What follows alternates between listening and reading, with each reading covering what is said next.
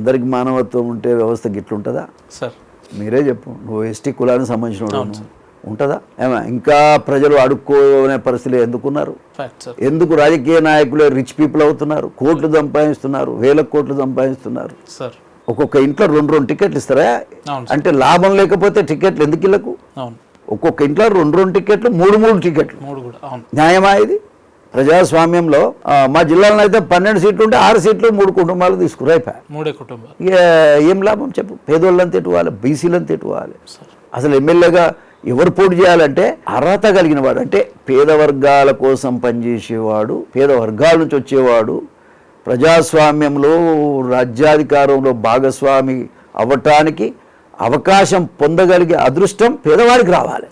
అప్పుడే వరదిల్లుతుంది ఏదైనా సరే. ఫ్యూడల్స్కు డబ్బులు సంపాదించేటోళ్లకు, అసలు డబ్బుల కోసమే బతికేటోళ్లకు రాజ్యాధికారం ఇస్తే ఎట్లా? పార్టీ ఆ రకమైనటువంటి పరిస్థితి రావడానికి అది రేవంత్ రెడ్డి గారికి ఒక్కరికి సాధ్యమైంది. అది వేరే ఏ చీఫ్ మినిస్టర్ చేసేవాడు కాదు. అట్లా కాంగ్రెస్ పార్టీ అంటే పేదోళ్ళ కోసం బతికిందనే పేరు ఉంది, దాన్ని పూర్తిగా నాశనం చేసి. ఇంకెన్ని రోజులు సార్ ఈ రాజకీయ వ్యవస్థలో దళిత సంఘాలని, లేదంటే గిరిజన సంఘాలని, మైనార్టీ సంఘం, ఇంకా సంఘాల పేర్ల మీద ఇంకా రాజ్యాధికారం కోసం ఎన్ని రోజులు అడగాలి? మీరు ఒక మాట చెప్తాం మీకు, ఇది ఒక్క రోజులో వచ్చేది కాదు. ఒక రోజులో వచ్చేది అయితే గిట్ల ఎందుకుంటాం మనం? చెప్తున్నాను, ఇది ఒక రోజులో వచ్చేది కాదు. కాలానుగుణంగా మార్పు వచ్చింది, వస్తుంది, ఇంకా వస్తుంది. రాబోయే సమయం తీసుకోవాల్సి వస్తుంది, తప్పదు కదా. దాని అర్థం అదే కదా. ఇప్పుడు ఇష్యూ ఏమిటి అంటే దొంగలకు సర్ది కడుతున్నాం మనం, లాభం ఎట్లయితుంది మనకు?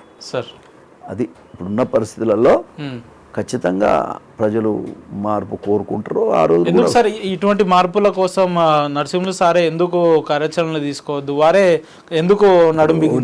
నేను ఒక మాట చెప్తా సార్, ఏది తీసుకున్నా మన జనానికి చైతన్యం వచ్చేటువంటి ప్రయత్నమే చేయాలి తప్ప అప్పటికప్పుడు ఏదో జరుగుతుందని ఊహించుకోవడం కూడా కరెక్ట్ కాదు. అట్లా జరిగేది ఉంటే ఈ ప్రాబ్లమ్స్ ఎందుకు ఉంటాయి మాట మనం అనుకుందాం. కాబట్టి కాలానుగుణంగా మార్పు వస్తుంది. ఆ మార్పు కోసం మనలాంటి వాళ్ళం ప్రయత్నం చేయాలి. చివరిగా ఎటువంటి సందేశాలు ఇస్తారు సార్? ఏదైతే రాజ్యాధికారం రావాలని అణగారిన వర్గాలు కొట్లాడుతున్నారో అటువంటి నాయకులకు ఏం చెప్తారు? ముఖ్యంగా ప్రజలు ఓటేసేది ఆ ఓటు వాల్యూ అర్థం చేసుకోవాలని నేను కోరుతా.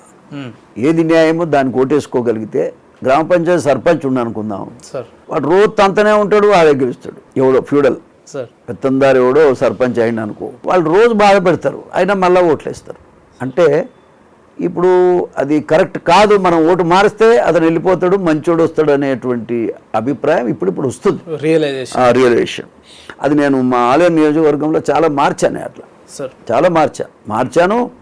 ఎదురులేని రాజ్యం చేశాను, పేదోళ్ళ రాజ్యంగా చేశాను. అది చేయొచ్చు. అయితే వాళ్ళకి చెప్పేవాడు కావాలి, ఆ మద్దతు ఇచ్చేవాడు కావాలి. ఇట్లాంటివన్నీ ఉన్నప్పుడు ఖచ్చితంగా మారుతుంది, తప్పకుండా వస్తుంది. సార్, ఇప్పుడున్న పరిస్థితులలో మీరు మాట్లాడే తీరును బట్టి లేదా వ్యవహరిస్తున్న శైలిని బట్టి చాలామంది ఏమనుకుంటున్నారంటే నరసింహులు సార్ ఇకనన్నా కాంగ్రెస్ పార్టీలో ఉంటారా, లేదంటే భవిష్యత్తులో రాబోయే రోజులు ఏమన్నా పార్టీలు మారే అవకాశాలు ఉన్నాయా, మారుతాడా అని చెప్పి చాలామంది అనుకుంటున్నారు. నేను ఒక మాట చెప్తా, నేనుగా వాస్తవంగా చెప్పాలి, ఇప్పుడు ఉన్న పరిస్థితులలో యాజ్ ఇట్ ఈజ్గా నాకే ఆలోచన లేదు. పార్టీలో ఉన్నాం, ఒక పార్టీలో ఉండాలనేదే మన కోరిక. కానీ ఇటువంటి ప్రజా వ్యతిరేక కార్యక్రమాలు చేస్తున్నప్పుడు బాధేస్తుంది, ఇబ్బంది అనిపిస్తుంది. దాని మీదనే మనం స్పందిస్తాం. నేను ఈ నిరుద్యోగ యువకుల గురించి ఎందుకు మాట్లాడుతున్నా, నేను ఓ బాధ్యత ఉంది కాబట్టి నేను మాట్లాడుతున్నాను. దానికి కులం లేదు.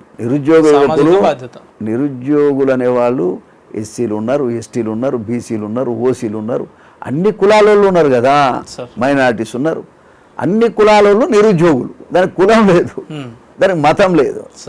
నిరుద్యోగుల కోసం మనం మాట్లాడాల్సిన బాధ్యత మన మీద ఉంది.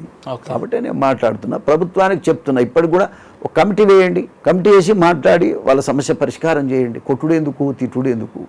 నీకు ఇంత గౌరవం ఇచ్చారు పాపం వాళ్ళు నిరుద్యోగులు, వాళ్ళనే కొడతావా? ఖచ్చితంగా అందరూ శపిస్తారు కదా, తల్లిదండ్రులు మరీ శపిస్తారు. ఉరిముడవాడుగా మేము కదా ఓట్లేసి, మా పిల్లగారు చెప్తే మేము ఓటేసాము, నా కొడుకుని ఇలా ముండ్ల కంపలేసి కొడుతున్నారు అనేది అంటారు కదా, అదెంత మనకు చెడ్డ ఆవేదన. కాబట్టి మానవత్వంతో కూడాలి. ఉదాహరణకి తెలంగాణ తెచ్చింది ఎవరైనా 1200 మంది విద్యార్థులు చచ్చిపోయి తెచ్చారు, బలైపోయారు. ఒక్కడన్నా కుటుంబంలో ఒక లీడర్ని చేశాడా? ఆ 1200 మందికి 1200 ఉద్యోగాలు ఇవ్వచ్చు కదా, నొప్పా వాళ్ళకి ఇవ్వచ్చు కదా. పాపం వాళ్ళ కుటుంబాలు నాశనం అయిపోయాయి.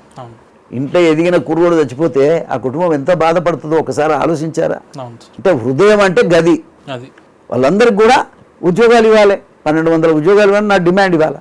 సార్ నిరుద్యోగులకు అందరికి కూడా 5000 చొప్పున నిరుద్యోగ భృతి ఇవ్వాలి. ఆ నిరుద్యోగ భృతి కూడా 10th క్లాస్ పాస్ అయితే ఇంత, ఇంటర్మీడియట్ పాస్ అయితే ఇంత, డిగ్రీ పాస్ అయితే ఇంత అని దాన్ని డివైడ్ చేసి ఇవ్వాలి. ఒక మార్జిన్ పెట్టి ఫైనల్గా డిగ్రీ పాస్ అయినోడికి 5000 రూపాయలు ఇవ్వాలి ఉద్యోగం వచ్చేదాకా. ఎవడబ్బా సొమ్మయ్యా, మీరు కోట్లు సంపాదిస్తున్నారు, కొలుకుతున్నారు ఇవాళ. ఎవడబ్బా సొమ్మ? మంచిదా? న్యాయమాది?